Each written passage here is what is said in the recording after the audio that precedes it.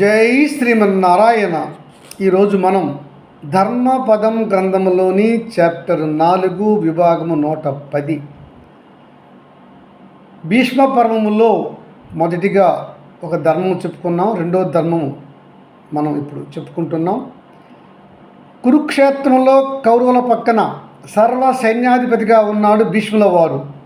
ఆ భీష్ముల వారిని కలిసి అడుగుతున్నాడు దుర్యోధనుడు, తాత తమరు ఎందుకు ఆ శిఖండి యుద్ధానికి వస్తే అతడితో యుద్ధం చేయను అని అంటున్నావు? కారణం ఏమున్నది? నీవు మహావీరుడివి, శిఖండిని ఎందుకు ఓడించలేవు? నాకు కారణం చెప్పు అంటాడు దుర్యోధనుడు. చెప్తున్నాడు భీష్ముడు, సుయోధన, ఇది చాలా కాలము నాటి గాథ. అప్పుడు నేను వయసులో ఉన్నప్పుడు జరిగినటువంటి ఒక కథ చెప్తాను, విను.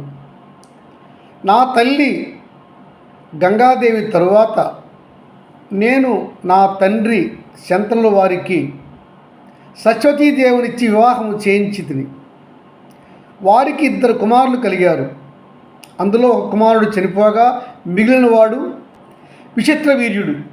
అతనికి వివాహం చేయాలని నా తల్లి నన్ను కోరగా నేను కాశీరాజు పుత్రికలు 3 వారికి స్వయంవరం జరుగుతుండగా నా బలాన్ని చూపించి ఆ 3 తీసుకుని వచ్చి హస్తినకు వచ్చాను.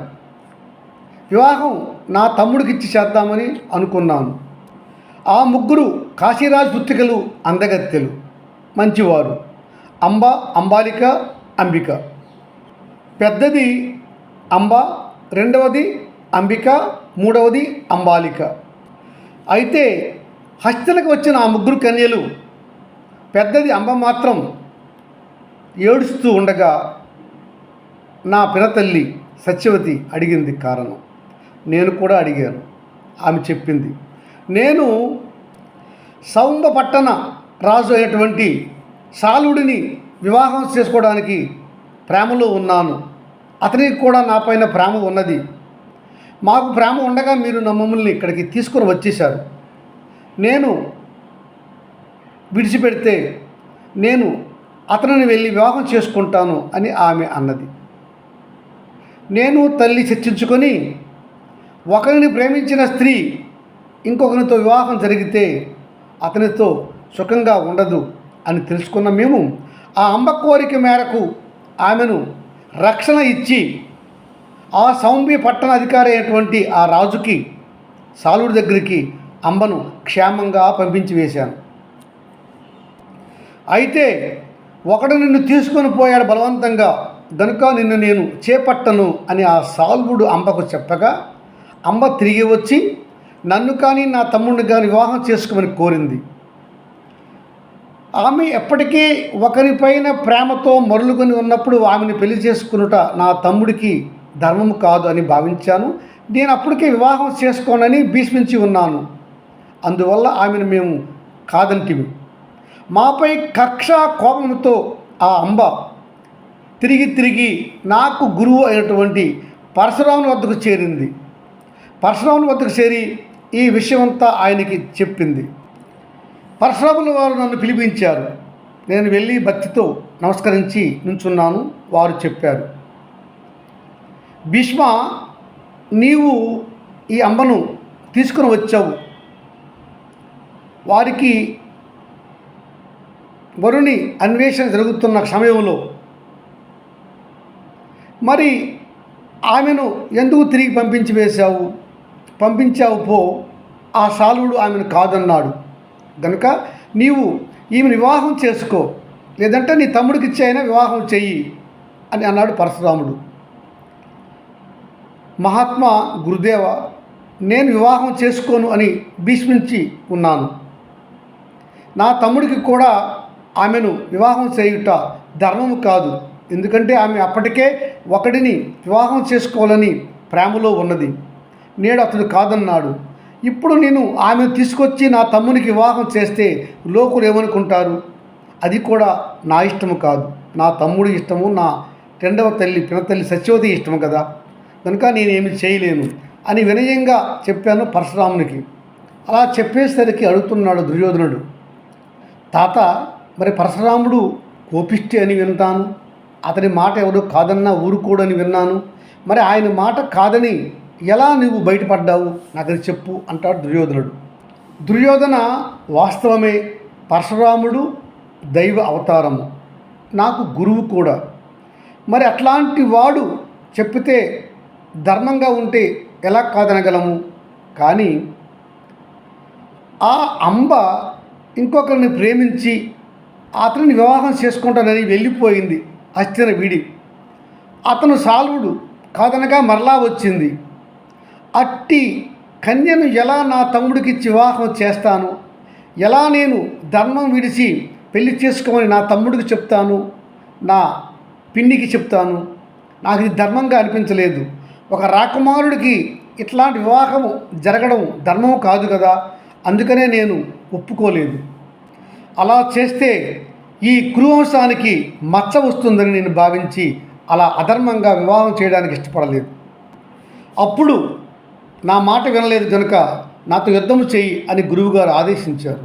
అప్పుడు నేను నా గురువుగారి నమస్కరించి ఆయనతో యుద్ధం చేశాను.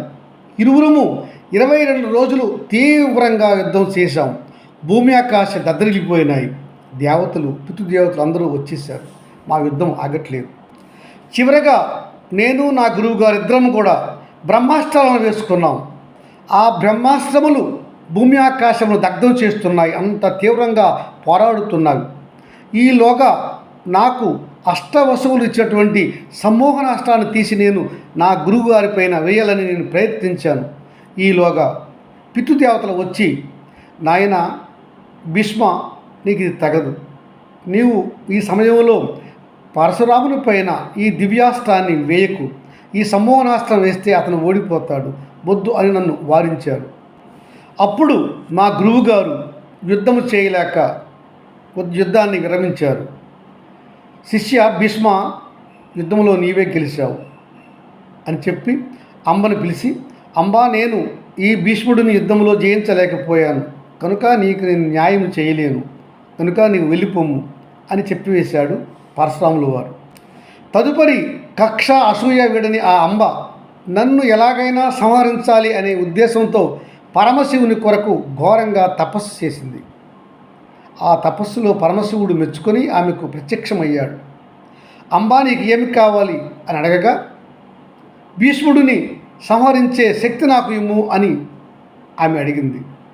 అప్పుడు శివుడు, అంబా, ఈ జన్మలో నీవు భీష్ముడిని సంహరించలేవు గనుక నీవు ఈ జన్మను చాలించు, మరలా జన్మ ఎత్తుము. అప్పుడు నీవు భీష్ముల వారిని సంహరించడానికి ముఖ్యమైనటువంటి కారకం అవుతావు. నీ వల్లనే భీష్ముడు సంహరింపబడతాడు అని చెప్పాడు శివుడు. అందువల్ల అంబ తన జన్మను ముగించుకున్నది. మరు జన్మలో ఆ అంబయే ద్రౌపదుని కుమార్తెగా శిఖండిగా జన్మించినది. మహావీరుడు, అనుమానమే లేదు. కానీ నాతో యుద్ధం చేయలేడు. కానీ నేను అతనితో యుద్ధం చేయను. రాజుకు అనగా ద్రౌపదునికి పుత్రికగా పుట్టిన ఈ అంబ ఒక యక్షుని యొక్క వరం వల్ల అతని మగతనం తీసుకొని సగం కాలంలో పురుషునిగా మారింది. అప్పుడు కుబేరుడు ఆ యక్షుని యొక్క మగతనాన్ని ఈ అంబకు పూర్తి కాలం ఇచ్చాడు. అందువల్ల పుట్టుకతో స్త్రీ అయి తదుపరి పురుషుడిగా మారింది ఆ శిఖండి. దుర్యోధన, నాకు ఉన్నటువంటి ఒక యుద్ధ నియమం చెప్పేదని వినుము. నేను స్త్రీతో కానీ స్త్రీగా పుట్టి తరువాత పురుషుడిగా మారిన వానితో కానీ, రథము లేకుండా క్రింద ఉండి యుద్ధము చేస్తున్న వాడితో కానీ నేను యుద్ధము చేయను. అలాగే వెన్నిచ్చి పారిపోతున్న వాడితో కూడా నేను యుద్ధము చేయను. ఈ విషయం దుర్యోధన పాండవులకు తెలుసు గనుక ఎప్పుడైనా శిఖండిని పెట్టుకొని యుద్ధానికి వస్తే అప్పుడు నేను యుద్ధం చేయను. అయినను నన్ను పాండవ మధ్యముడు తప్ప ఇతరులు ఎవరు కూడా శిఖండితో వచ్చి కూడా నన్ను సంహరించలేరు. శిఖండి నన్ను సంహరించే అంతటి శక్తిమంతుడు కాడు. మహావీరుడే కావచ్చు కానీ నన్ను జయించలేడు. అర్జునుడితో వస్తే మాత్రము నన్ను తప్పక జయించగలరు.